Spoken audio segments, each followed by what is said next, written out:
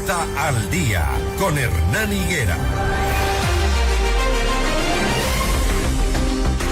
Las 6:45, la bienvenida a nuestro siguiente invitado, el doctor Enrique Herrería, ex juez de la Corte Constitucional, para hablar de estas preguntas que envía otra vez el presidente de la República y que habla de casinos regulados por la Asamblea, reforma al Código de la Democracia, nueva ley que regule la Corte Constitucional, Registro Nacional de Violadores de Menores, declarar inconstitucional con mínimo de 6 votos y que el Consejo de Participación ya no designa autoridades, que el nuevo procedimiento ante extorsión, robo y receptación también el país conteste. ¿Qué le parece todo esto, doctor Herrería? Usted que tiene una amplia experiencia y se ha pronunciado varias veces sobre estos temas. ¿Cómo evalúa las preguntas del presidente? Bueno, buenos días, Hernán. Muchas gracias por su gentil invitación. Me parece que la gran mayoría, hay algunas que son importantes, la gran mayoría son insustanciales, no abordan los problemas del país. Usted recordará cuando en los Estados Unidos fue famosa la advertencia o sugerencia que hizo uno de los principales asesores del expresidente norteamericano Bill Clinton en la campaña electoral, me parece que era contra George Bush, cuando se discutía respecto a cuál era la estrategia de la campaña, y él dijo una frase que ha pasado en la historia dentro del marketing político: es la economía, estúpido. El problema del Ecuador es económico. Las expresiones, los resultados que estamos viendo nosotros de la crisis de seguridad que vive el país es producto de una economía mala del Ecuador. No se ha desarrollado por décadas. Hay presidentes, unos más, otros menos, que han hecho un gran esfuerzo para crear plazas de trabajo, pero eso de ahí ha sido imposibilitado en gran medida por la equivocación que se cometió en el año 2008 al haber expedido la Carta de Montecristi. La Carta de Montecristi significa un anclaje al pasado. Y esto de aquí lo hemos advertido. Fue por eso que una gran cantidad de ecuatorianos votamos por el presidente Noboa, porque le ofreció en campaña llamar a una asamblea constituyente para depurar la constitución de estas cosas tan nocivas que tiene. Pero estamos viendo que han pasado los meses y ahora se dedica únicamente a estas cosas que no son nada más que llamados de atención con una altísima dosis de demagogia, que están dejando insatisfecho a la gran cantidad de ecuatorianos y a las necesidades más sentidas, particularmente de los sectores más pobres. A pesar que ya no pasó el filtro de la Corte Constitucional, el Ejecutivo insiste en ir a una nueva ley orgánica de garantías jurisdiccionales y control constitucional para tener el control sobre este tema. Eso, ¿qué opinión le merece? ¿Cuál es la reflexión que hace usted sobre esta reincidencia en ese tema? Ya no cabe duda, sería un ciego el que no lo entiende, no cabe duda de que lo que el presidente de la República intenta es cooptar la Corte Constitucional. Si no la ha podido demoler, la quiere cooptar. ¿Y cómo la quiere cooptar? A través, no solamente que dicen reformas, sino de una nueva ley orgánica de garantías jurisdiccionales y control constitucional, en las cuales se va a revisar el procedimiento hasta designación de los magistrados de la Corte Constitucional. Ya no habría ni siquiera la necesidad de un llamado a juicio político. Simplemente se revisa el procedimiento de designación de los magistrados de la Corte Constitucional, se declara concluidos sus periodos y se designa mediante un aparente concurso de mérito, oposición e impugnación ciudadana, realizada por parte de ¿quién?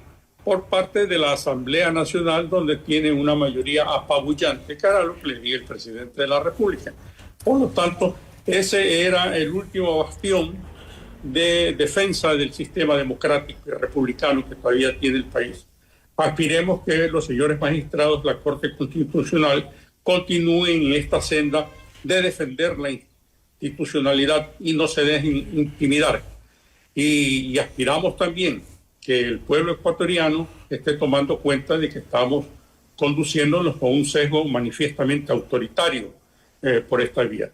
Pero además, yo creo, en mi opinión, simple opinión, como ex juez de la Corte Constitucional o como un simple abogado, que esa pregunta debería ser rechazada por parte de la Corte Constitucional, porque hay todos los fundamentos para hacer ver que eso apunta a afectar el artículo 1 de la Constitución, que establece que el Ecuador es un Estado democrático. Y en el Estado democrático hay pesos y contrapesos.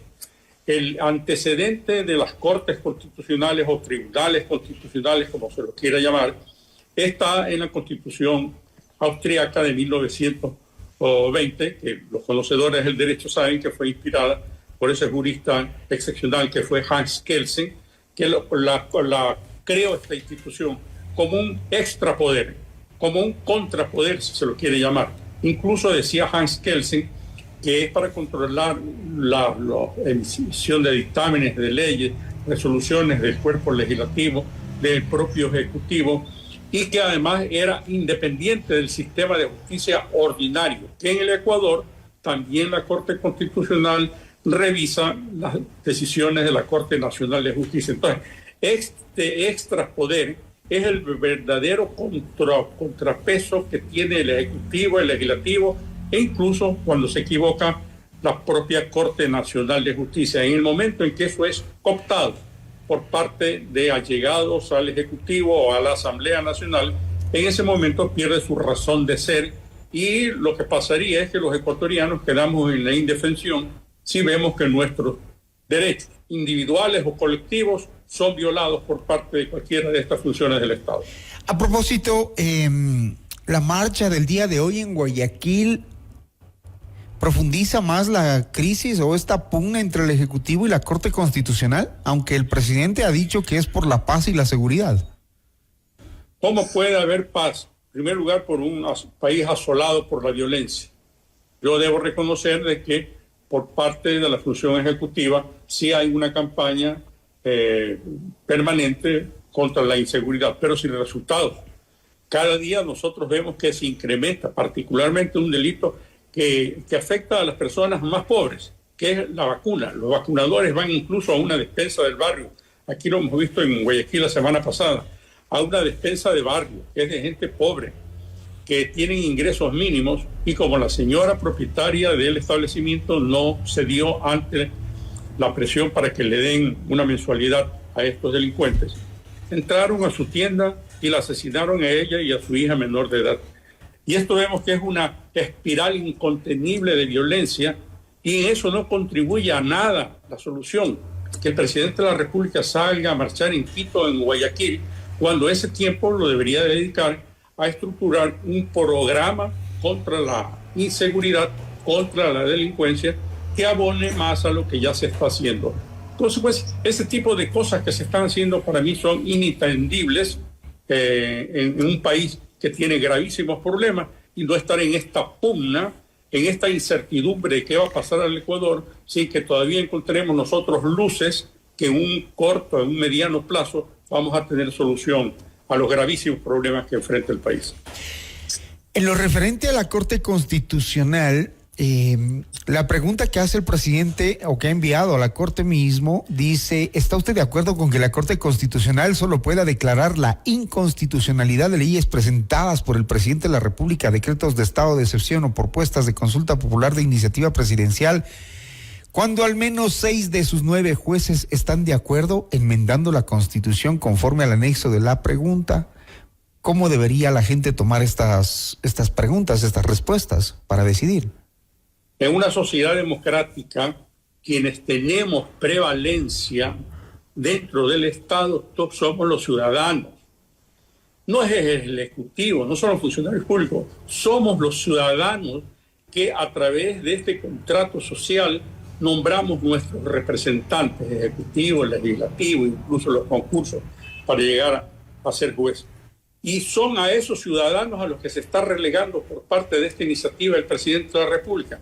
Los ciudadanos tenemos iniciativa normativa, es decir, usted, yo, Hernán y cientos de ciudadanos, miles de ciudadanos, tenemos iniciativa para presentar proyectos de ley para que sean debatidos en la Asamblea Nacional y posteriormente pedidos, si así fuere. Pero también hay otros órganos del poder, incluso la propia Corte Constitucional, la propia Asamblea Nacional y otros órganos pueden presentar iniciativas normativas. Todos ellos quedan relegados frente a esta pretensión que tiene el presidente de la República, que para resolver las acciones de inconstitucionalidad de las decisiones que provengan de la presidencia de la República, se necesita una mayoría calificada, es decir, situando al presidente de la República en un rango superlativo de superioridad sobre los ciudadanos y sobre todas las otras instituciones del Estado. Esto es inadmisible en una democracia. Los gestores, quienes han estado elaborando estos proyectos, estas preguntas, deberían leer. Yo sí les recomiendo leer. Alguien me recomendó malamente a mí que me ponga a leer. Usted me ha pasado la vida leyendo. Que lean a la famosa germana judía, germana, después nacionalizada americana, Ana o Hannah, como la quieran llamar en el idioma, Arendt. Hannah Arendt se preocupaba siempre de estos sesgos autoritarios que pueden conducir a lo que en su famoso libro, que usted lo tiene que haber leído con seguridad, Los orígenes del totalitarismo. Que se pongan a leer esto, porque estas son las advertencias cuando un país está tomando un rumbo que se contrapone al principio republicano y democrático, donde los ciudadanos somos la prevalencia que puede tener el funcionamiento del Estado. Con eso me quedo, doctor. Muchísimas gracias por analizar con un poco más de profundidad el contenido de las preguntas enviadas por el Ejecutivo a la Corte Constitucional y reaccionar frente a lo que es la marcha convocada el día de hoy por el presidente Daniel Noboa. Gracias, doctor Enrique Herrería. Gracias a usted, Hernán, y gusto de saludarlo. Igualmente, gracias. Que tenga un buen día. 6:56 minutos. Esto es Notimundo al día.